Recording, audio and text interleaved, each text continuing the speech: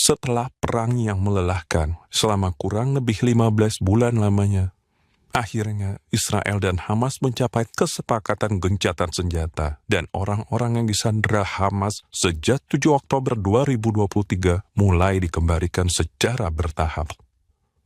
Sebagian orang Israel, terutama keluarga sandera, tentu sangat menyambut baik dan bergembira dengan kesepakatan gencatan senjata tersebut.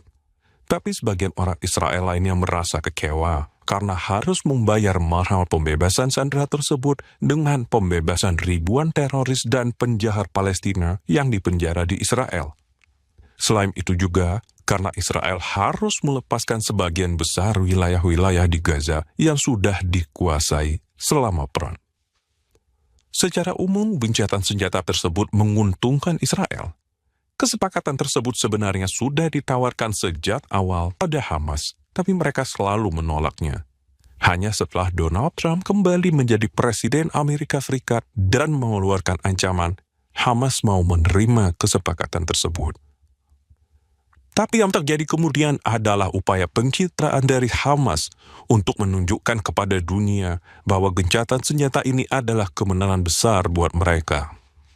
Dalam acara penyerahan sandera yang diliput langsung oleh berbagai media, mereka tampil garang dengan senjata lengkap dan seragam tempur yang selama perang mereka sembunyikan rapat-rapat.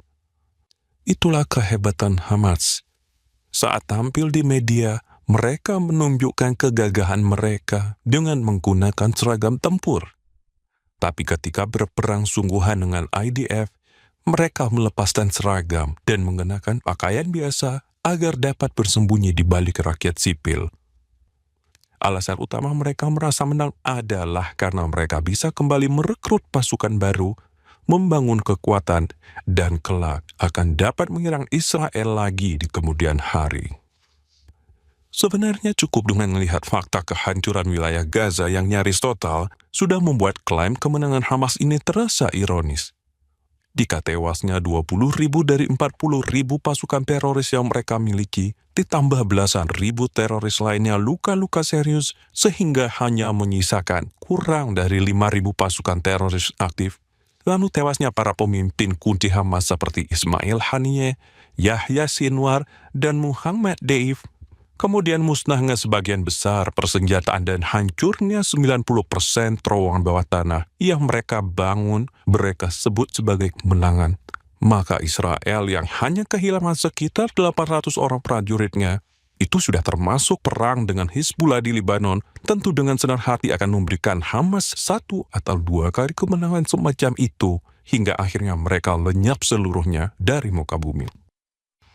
Hamas memang bisa kembali merekrut pasukan, tapi rekrutan baru itu tidak akan bisa menggantikan 20.000 teroris terlatih yang sudah tewas dan belasan ribu teroris lainnya yang luka-luka. Dan seperti gencatan senjata di Lebanon yang terbukti membuat Hizbullah mati kutu karena tidak dapat berbuat banyak, gencatan senjata kali ini juga tidak akan memberi Hamas ruang gerak.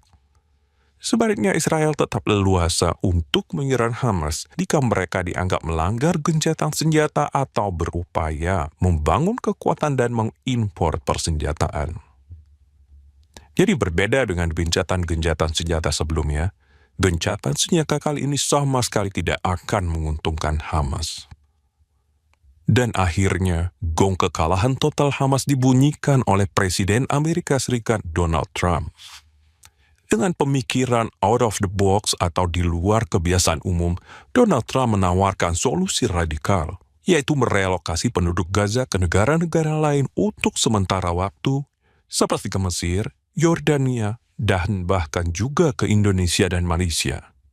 Lalu Amerika Serikat akan membangun Gaza menjadi kota yang indah dan pusat ekonomi di Timur Tengah. Bahkan Amerika Serikat juga akan masuk dan menguasai jalur Gaza. Ini solusi realistis yang sangat mengejutkan banyak orang. Kenyataannya, memaksakan solusi dua negara yang sudah puluhan tahun diusahakan sampai sekarang terbukti memang tidak pernah berhasil dan malah terus memperpanjang konflik.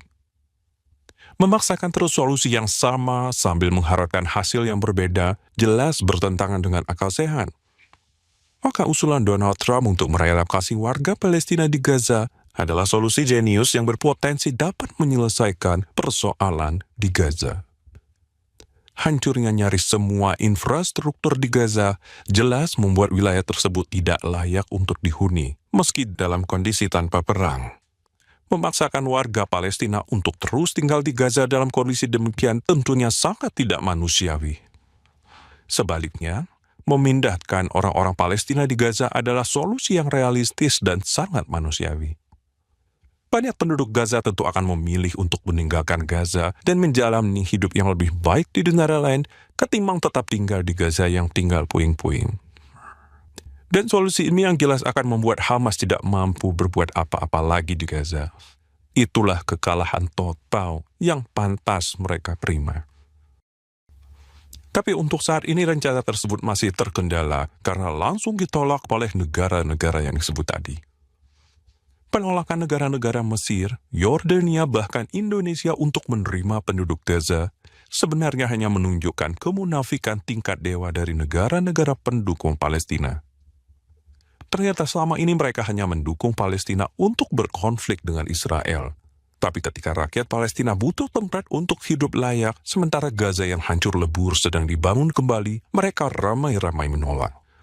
Mereka semua termasuk Indonesia ternyata lebih suka melihat orang-orang Palestina di Gaza hidup sengsara asalkan terus berjuang melawan Israel ketimbang mendapatkan kehidupan manusia yang layak. Akhirnya, usulan dari Donald Trump yang mengejutkan dunia ini langsung membongkar semua topeng kemunafikan negara-negara pendukung Palestina. Terima kasih atas perhatian Anda. Viva Christus.